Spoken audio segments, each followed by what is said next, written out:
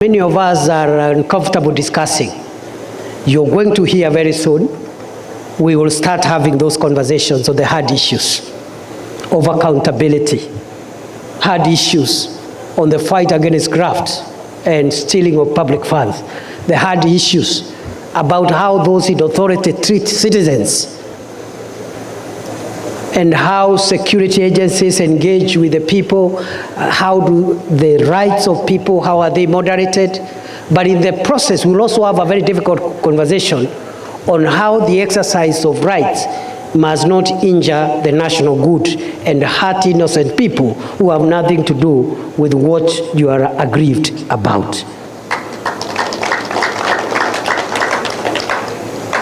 Long time ago, I used to be a university professor.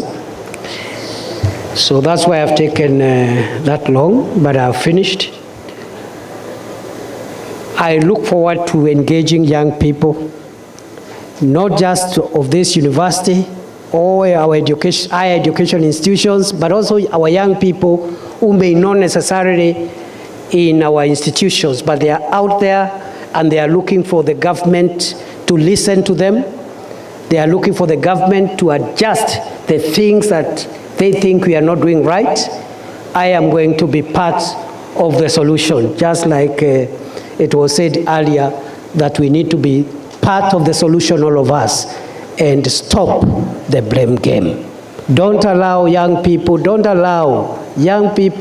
the youth of Kenya, don't allow people who have had their time, people who had had opportunity, they had a career, they did all they wanted to do, and in their dying years they want to incite you to destroy the country and leave you with a broken country.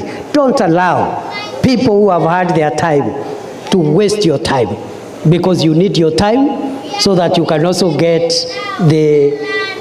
Thank you very much.